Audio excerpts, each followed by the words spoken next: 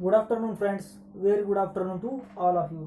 तर आज आपण आपल्या 8व्या वर्गाचा सायन्सचा 5वा चॅप्टर सुरू करत आहोत. त्या चॅप्टरचं नाव आहे इनसाइड द ॲटम. काय नाव आहे? इनसाइड द ॲटम, म्हणजे ॲटमच्या मधात. इनसाइड द ॲटम, मनात नाही, मधात. ओके. ॲटम, ॲटम या शब्दाचा अर्थ काय होत असते बेटा? ॲटम या शब्दाचा अर्थ होत असते अणू, आहे की नाही? ॲटम या शब्दाचा अर्थ होत असते अणू. अणू म्हणजे बारीक, सगळ्यात बारीक पार्टिकल, त्याला आपण अणू म्हणतो, ॲटम, आहे की नाही? इनसाइड म्हणजे काय? मधी, आहे की नाही? आणि द म्हणजे द, आहे की नाही? ॲटमच्या मधात, आहे की नाही? ॲटमच्या मधी म्हणजे अणूच्या मधात, आहे की नाही? इनसाइड द ॲटम हे आपल्या चॅप्टरचं नाव आहे. तुम्ही म्हणत असाल सर आपले 3 चॅप्टर कंप्लीट झाले, आहे की नाही? आपले 3 चॅप्टर कंप्लीट झाले. Okay. Force and pressure complete झाला. त्यानंतर तुम्ही 4था चॅप्टर काऊन घेतला नाही? 5वा चॅप्टर का घ्यायले? तर बेटा तुम्हाला 4था चॅप्टर समजण्यासाठी 5वा चॅप्टर, म्हणजे तसा 4थ्या आणि 5व्या चॅप्टरचा काहीही संबंध नाही, पण जर तुम्ही 5वा चॅप्टर आधी शिकले तर तुम्हाला 4था चॅप्टर थोडा सोपा जाईल, असं माझं म्हणणं आहे. म्हणून मी 5वा चॅप्टर घेत आहोत. ओके. तर तुम्ही व्यवस्थित 5वा चॅप्टर समजून घ्या. रेग्युलर लेक्चर्स पहा, नोट्स बनवा. ओके. पहा, इनसाइड द ॲटम लक्षात घ्या बेटा. आता ॲटम म्हणजे काय हे पाहण्याआधी आपण काही बेसिक गोष्टी पाहू. मी तुम्हाला डायरेक्ट ॲटम म्हणजे काय हे शिकवणार नाही. मी तुम्हाला ॲटम म्हणजे काय हे सांगणार, त्याच्या मधात काय राहते हे सुद्धा सांगणार. पण सध्या आपल्याला काही बेसिक गोष्टी शिकायच्या आहेत. हे चॅप्टर समजण्यासाठी आपल्याला काही बेसिक गोष्टी शिकायच्या आहेत. हे चॅप्टर समजण्यासाठी आपल्याला काही बेसिक गोष्टी शिकायच्या आहेत. ओके. बेसिक गोष्टी शिकायच्या आहेत. आता लक्षात घ्या. तर पहिली बेसिक गोष्ट कोणती? पहिली बेसिक गोष्ट कोणती ते म्हणजे what is mean by matter. काय?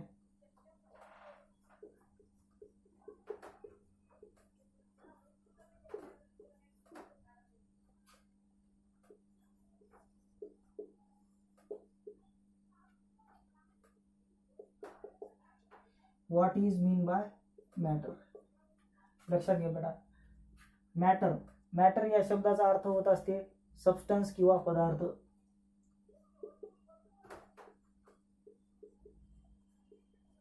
सबस्टन्स किंवा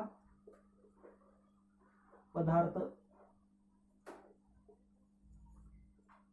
सबस्टन्स किंवा पदार्थ. Okay. What is mean by matter. तर आपल्याला मॅटर म्हणजे काय माहित पाहिजे. मॅटर, मॅटर या शब्दाची डेफिनेशन काय आहे लक्षात घ्या. आपण जिथं उभे आहो, जिथं बसून आहो, तुम्ही जिथं उभे असाल, बसून असाल, हे पाहत असाल, तुमच्या अवतीभोवती जे काही आहे ते सगळं काही मॅटर आहे बेटा. तुमच्या अवतीभोवती जे काही आहे ते सर्व मॅटर आहे. ही जी माझ्या हातातली मार्कर आहे ना, ही मार्कर सुद्धा मॅटर आहे. हे फळा, हा फळा सुद्धा मॅटर आहे. म्हणजे तुमच्या अवतीभोवती तुम्हाला डोळ्यानं दिसणाऱ्या ज्या गोष्टीला तुम्ही असा हात लावू शकता, स्पर्श करू शकता, त्या सर्व गोष्टी मॅटर आहेत. काय आहेत? त्या सर्व गोष्टी मॅटर आहेत. तुम्ही स्वतः मॅटर आहो, मी स्वतः मॅटर आहो. माझी बॉडी एक मॅटर आहे. लक्षात घ्या, आपली बॉडी एक मॅटर आहे. ओके. तर मग त्याची डेफिनेशन काय होईल? मॅटरची डेफिनेशन आहे anything around us, anything around us which haves mass and occupies space. Anything around us which haves mass and occupies space. काय मॅटरची definition? Anything around us which has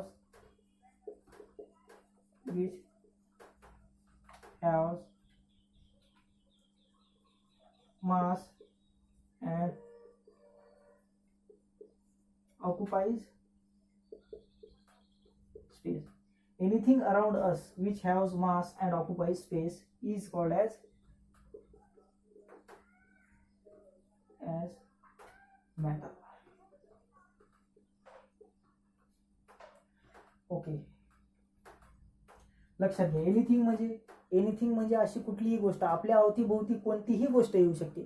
आपली अराउंड म्हणजे काय? अराउंड म्हणजे आपल्या अवतीभोवती. आपल्या अवतीभोवती कोणतीही गोष्ट येऊ शकते. ते सर्व गोष्टी काय आहेत?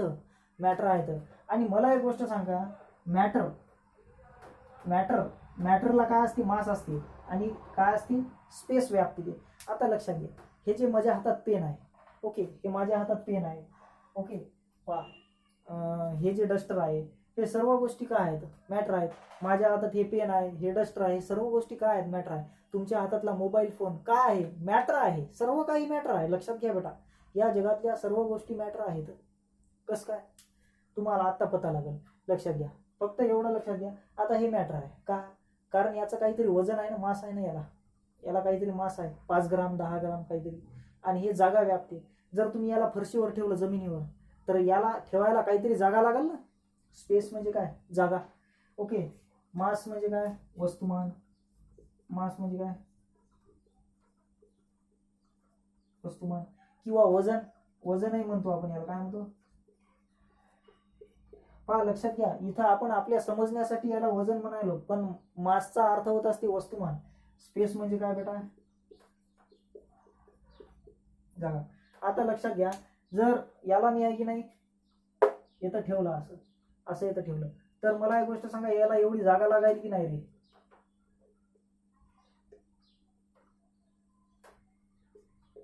एवढी जागा लागायली की नाही याला, आहे की नाही. याला एवढी जागा लागत आहे की नाही. मग हे काय, हे मॅटर आहे. ज्या आपल्या अवतीभोवती अशी कोणती गोष्ट असो ज्याला काहीतरी मास आहे आणि ज्याला जागा लागते, ते सर्व गोष्टी काय आहेत, मॅटर. मग तुम्ही सुद्धा मॅटर आहात, मी सुद्धा मॅटर आहो. का, आपल्याला काहीतरी वजन आहे ना, 40 किलो 50 किलो जे काय असेल ते. Okay, 40 kilo 50 kilo 30 kilo 35 kilo, आहे की नाही. तर आपण काय झालो, मॅटर झालो. आणि आपल्याला जागा लागेल ना, झोपायला जागा लागते, बसायला जागा लागते, त्याच्यामुळे आपण सुद्धा मॅटर आहात. म्हणून anything around us which haves mass and occupy space is called as matter, is called as matter. आता मॅटरचे एक्झाम्पल कोणते आहे बेटा, मॅटरचे भरपूर एक्झाम्पल आहेत. काय, मॅटरचे भरपूर एक्झाम्पल आहेत. मॅटरचे भरपूर एक्झाम्पल आहेत. पहा, लक्षात घ्या. आपल्या जवळ काय, पेन आहे, पेन्सिल आहे, रबर आहे, त्यानंतर काय, चेअर आहे, डस्टर आहे, टेबल आहे, ETC. या सर्व गोष्टी काय आहेत, मॅटर. आपली पृथ्वी सुद्धा काय आहे बेटा, आपली पृथ्वी सुद्धा एक मॅटरच आहे. सूर्य सुद्धा एक मॅटरच आहे ना. सगळे ग्रह तारे काय आहेत, मॅटर आहे. सगळे ग्रह तारे काय आहेत, मॅटरच आहे. ओके, तर ही गोष्ट ही झाली बेटा मॅटरची डेफिनेशन. ओके, आता हे तर झालं बेटा मॅटर. आता आपल्याला दुसरा प्रश्न शिकायचा आहे की मॅटर कशापासून बनते. मॅटर कशापासून बनते, from what the matter is made up of. म्हणजे मॅटर कशापासून बनते, कोणापासून बनते, हे आपल्याला आता पाहायचं आहे. पण हे पहिले लिहून घ्या, हे लिहून घ्या.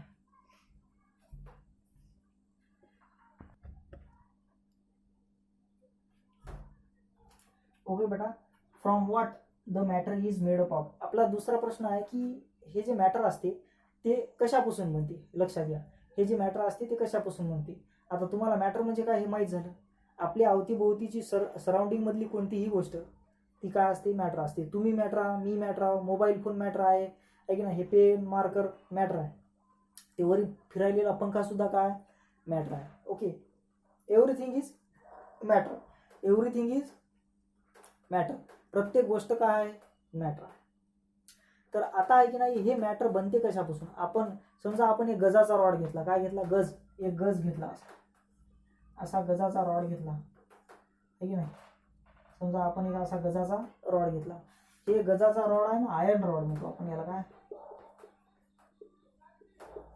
आहे की नाही, म्हणजे लोखंडी रॉड. काय,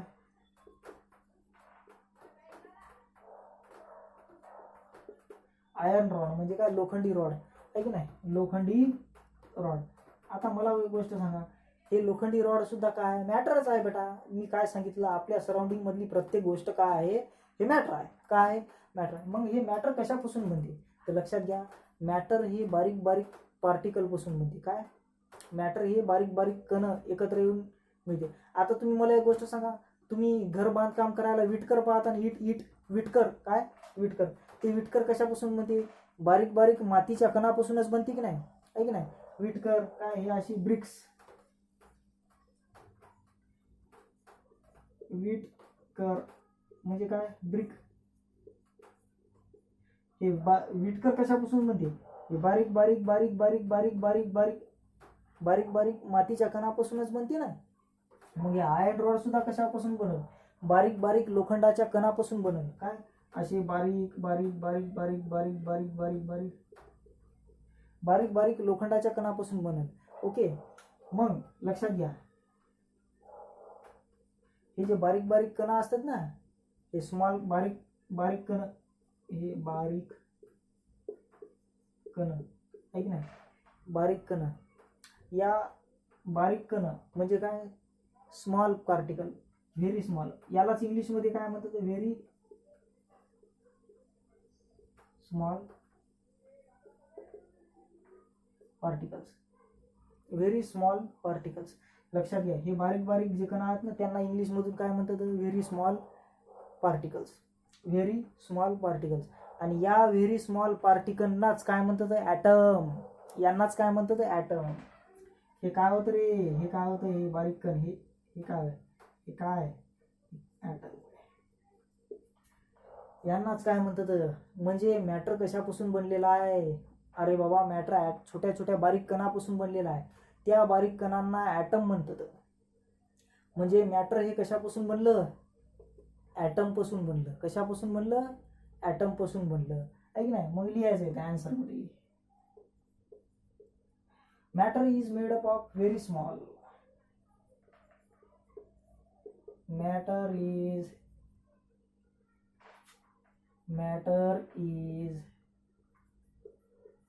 made up of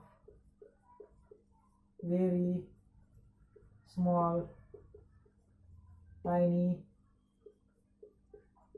particles called as known as atoms. Matter is made up of very small tiny particles. Okay, किंवा व्हेरी स्मॉल पार्टिकल्स लिहिलं तरी चालते, आहे की नाही? Matter is made up of very small tiny particles are known as atom. म्हणजे अशा बारीक बारीक बारीक बारीक बारीक बारीक बारीक बारीक बारीक बारीक बारीक बारीक असे असंख्य बारीक बारीक ॲटम एकत्र येऊन काय बनते?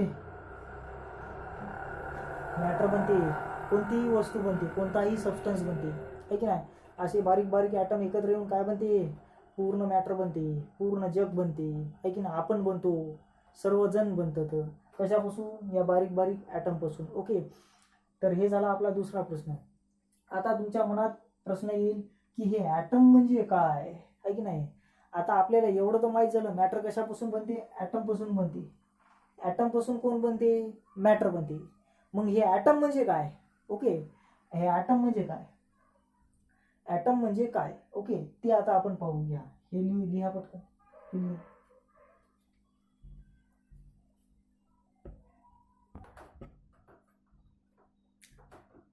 ओके बेटा, लक्षात घ्या. आता आपल्याला पाहायचं आहे की हे ॲटम म्हणजे काय. What is mean by atom. तुम्हाला मी पहिले सांगितलं, ॲटम या शब्दाचा मराठीतून अर्थ होत असते अणु. अणु. आता मला एक गोष्ट सांगा, ॲटम म्हणजे अणु हे तुम्हाला माहित झालं, तर याची डेफिनेशन कशी करता येईल? तर याची दोन डेफिनेशन आहेत, एक ओल्ड डेफिनेशन आणि एक न्यू डेफिनेशन, आहे की नाही? म्हणजे ॲटमच्या दोन डेफिनेशन पाहणार आहोत आपण. किती? दोन डेफिनेशन. पहिले जुनी डेफिनेशन, नंतर नवीन डेफिनेशन. ओके, पहिले आपण पाहणार आहोत जुनी डेफिनेशन, आहे की नाही? तर जुन्या डेफिनेशन नुसार काय? Atom is the smallest. काय? Atom is the smallest invisible and indivisible particle of matter. The smallest invisible and indivisible particle of matter is called as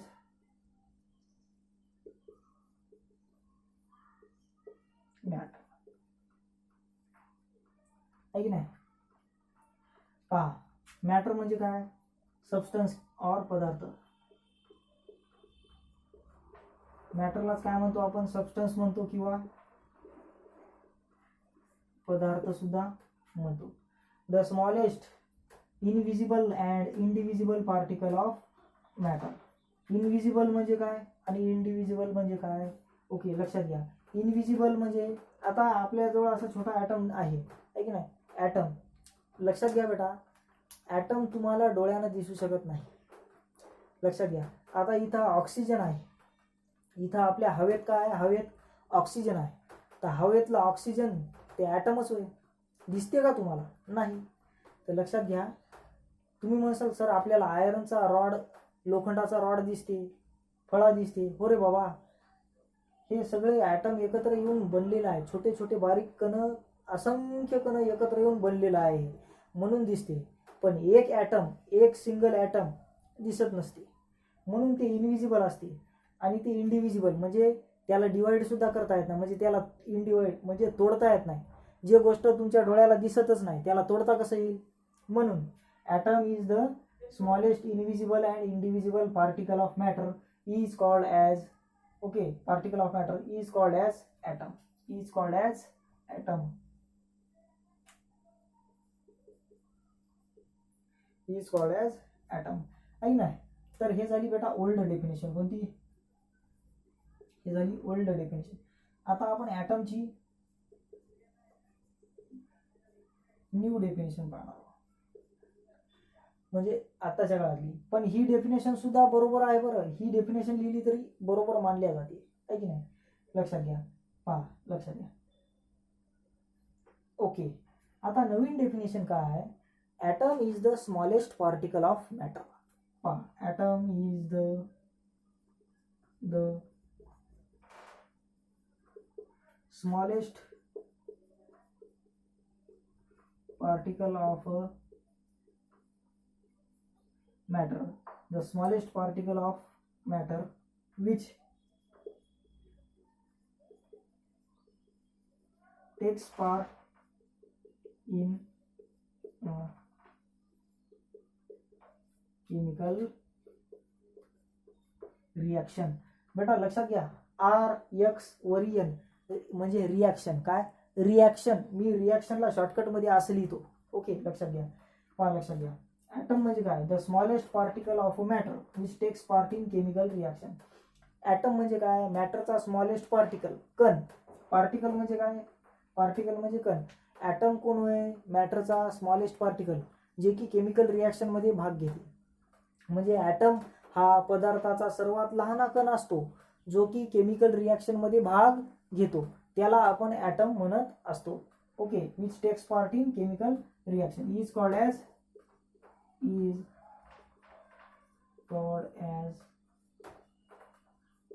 item. Is called as atom. Okay, तर हे झालं बेटा ॲटमची definition. Okay, पहा, लक्षात घ्या. आता आपल्याला शिकायचं आहे बेटा या ॲटमच्या वेगवेगळ्या ॲटॉमिक थिअरीज. काय शिकायचे आहे?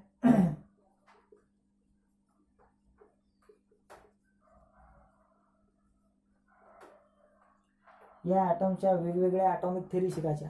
म्हणजे आहे की नाही, आपल्याला शिकायचं की ॲटम असते कसा, ॲटम दिसते कसा. तुम्ही तर म्हणसाल सर तुम्हीच सांगितलं डोळ्याने दिसत नाही. हो बेटा, पण ॲटमला जर समजा आपण मायक्रोस्कोप खाली इन्स्ट्रुमेंट खाली पाहिलं, सायंटिस्ट लोक पाहत असतात ना, तसं पाहिलं तर ॲटम दिसते. तर ते कसा दिसते? ओके, किंवा ॲटम कसा असायला पाहिजे? तर जुन्या काळात वेगवेगळ्या सायंटिस्टनं याच्या थिअऱ्या मांडल्या, त्याला म्हणतात ॲटॉमिक थिअरीज. मग डाल्टन आला, पहिला सायंटिस्ट डाल्टन आला, दुसरा आला थॉम्सन, तिसरा आला कोण?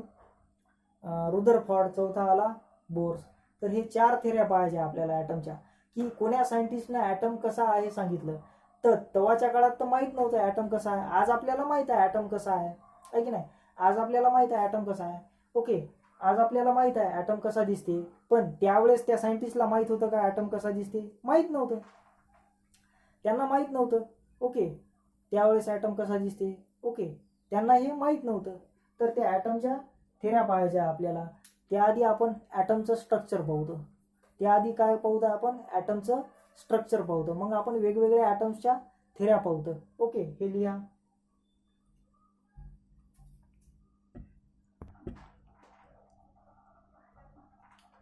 ओके बेटा, आता आपण पाहणार आहोत स्ट्रक्चर ऑफ ॲटम. काय स्ट्रक्चर ऑफ ॲटम म्हणजे ॲटमचं स्ट्रक्चर काय आहे, ॲटम कसा दिसते. ओके, यानंतर पाहूत आपण ॲटॉमिक थेरीज. ओके, पहा लक्षात घ्या. प्रत्येक ॲटमच्या सेंटरला एक न्यूक्लियस असते. काय असते? न्यूक्लियस.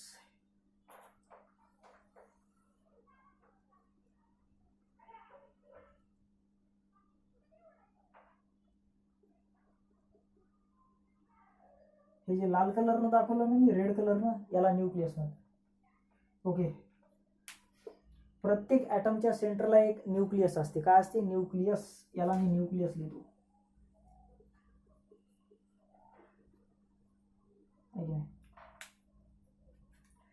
प्रत्येक ॲटमच्या सेंटरला एक न्यूक्लियस असते आणि या न्यूक्लियसच्या सभोवताल काय असते? Circular orbit. काय असते? तर सर्क्युलर ऑर्बिट.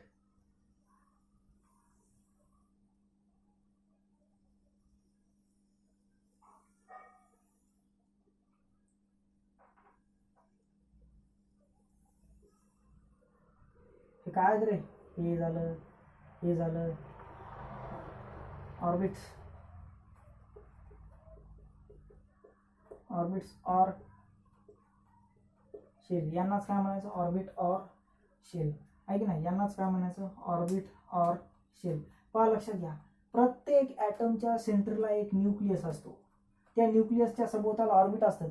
तुम्हाला काय वाटलं 3च ऑर्बिट असतात? नाही, इन्फायनाईट ऑर्बिट असतात, असंख्य ऑर्बिट असतात. पण आपण एरी 3 काढले, असंख्य ऑर्बिट असतात. आहे की नाही? लक्षात घ्या, असंख्य ऑर्बिट असतात. ओके, लक्षात घ्या, प्रत्येक ॲटमच्या सेंटरला एक न्यूक्लियस असते. त्या न्यूक्लियसच्या सभोवताल सर्क्युलर ऑर्बिट असतात. ओके, न्यूक्लियसच्या मधात 2 सब ॲटॉमिक पार्टिकल असतात.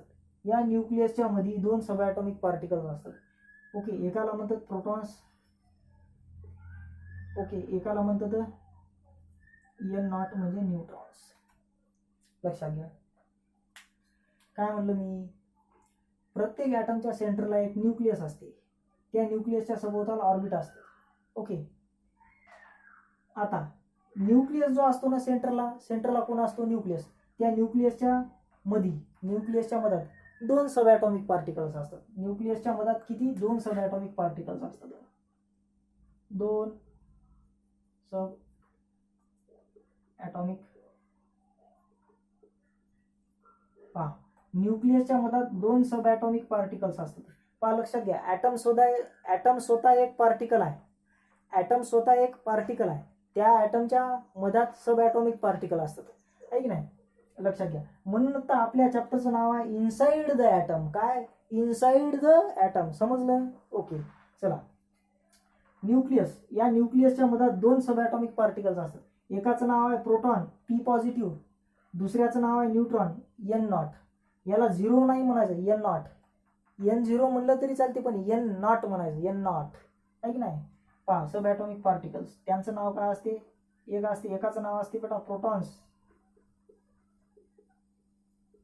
आहे की नाही? दुसऱ्याचं नाव असते न्यूट्रॉन्स. प्रोटॉन्सवर पॉझिटिव्ह चार्ज असते. प्रोटॉन्सवर पॉझिटिव्ह चार्ज असते, म्हणून त्यांना असं लिहिल्या जाते P positive. Okay, P positive. न्यूट्रॉनवर कोणताच चार्ज नसते, ना पॉझिटिव्ह ना निगेटिव्ह, म्हणून त्याला असं लिहितात N0. समजलं? लक्षात घ्या, आता या न्यूक्लियसच्या बाहेर जे ऑर्बिट असतात ना, त्या ऑर्बिटमध्ये इलेक्ट्रॉन घुमत असतात. काय असतात? इलेक्ट्रॉन. लक्षात घ्या, या ऑर्बिटमध्ये काय घुमत असतात? इलेक्ट्रॉन. आणि या इलेक्ट्रॉनवर निगेटिव्ह चार्ज असते. कोणता? Negative charge. लक्षात घ्या, पहा, न्यूक्लियस, ॲटमच्या सेंटरला असते न्यूक्लियसच्या मधात असते प्रोटॉन आणि न्यूट्रॉन. बाहेर असते ऑर्बिट. त्या ऑर्बिटमध्ये इलेक्ट्रॉन फिरत राहतात कंटिन्युअसली. काय? फिरत राहतात. आणि या इलेक्ट्रॉनवर कोणता चार्ज असते? Negative charge. लक्षात घ्या, न्यूक्लियस कुठं राहते? सेंटर. ऑर्बिट कुठं राहतात? बाहेर. Outside the nucleus. कुठं राहत असतात? बाहेर. आहे की नाही? या ऑर्बिट और शेल मध्ये कोण घुमत असतात? इलेक्ट्रॉन्स. कोण? ब्रॅकेटमध्ये ई आहे की नाही. म्हणजे लक्षात घ्या ॲटममध्ये 3 महत्त्वाचे पार्टिकल असतात. एक प्रोटॉन, दुसरं इलेक्ट्रॉन, तिसरं न्यूट्रॉन. किंवा असंही म्हणा प्रोटॉन, न्यूट्रॉन, इलेक्ट्रॉन. काय प्रोटॉन, न्यूट्रॉन, इलेक्ट्रॉन आहे की नाही. पहा या 3 पार्टिकलपैकी हे 2 पार्टिकल न्यूक्लियसच्या मधात राहतात. हे ऑर्बिटमध्ये गरगरं बाहेर फिरत असते. ओके समजलं. Proton, neutron, electron are the 3 subatomic particles which are present inside the atom. समजलं. Are the 3 particles which are present inside the item.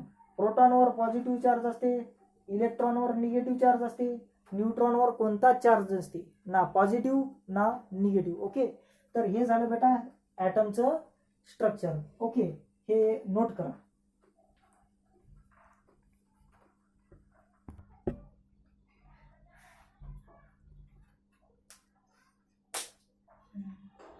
पहा लक्षात घ्या बेटा, पहा लक्षात घ्या. यानंतर आपल्याला पाहायचं आहे atomic theories or atomic model. हे बघा आता आपण काय पाहिलं स्ट्रक्चर ऑफ ॲटम. ओके हे माहीत असणं आपल्याला गरजेचं होतं म्हणून मी शिकवलं. ओके पण आपल्याला आता काय पाहायचं ॲटॉमिक थिअरीज किंवा ॲटॉमिक मॉडेल. तर या ॲटॉमिक थिअरीज किंवा ॲटॉमिक मॉडेलमध्ये आपल्याला पहिलं ॲटॉमिक मॉडेल पाहायचं आहे डाल्टनचं. कोणाचं?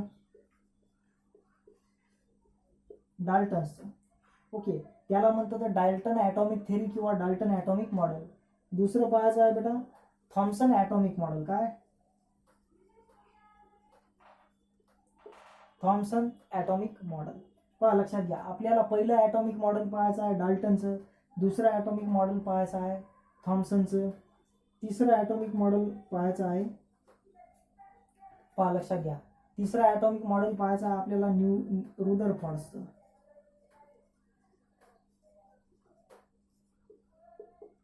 आपल्याला तिसरं ॲटॉमिक मॉडेल पाहायचं आहे रुदरफॉर्डचं. आणि आपल्याला चौथा ॲटॉमिक मॉडेल पाहायचं आहे बोअर्सचं. कोणाचं? Bores atomic model. लक्षात घ्या आपल्याला चौथा ॲटॉमिक मॉडेल पाहायचं आहे बोअर्स ॲटॉमिक मॉडेल. हे जे दिसायला ना मी तुम्हाला शिकवलेलं या बोअर्सचं ॲटॉमिक मॉडेल आहे. हे समजलं ना.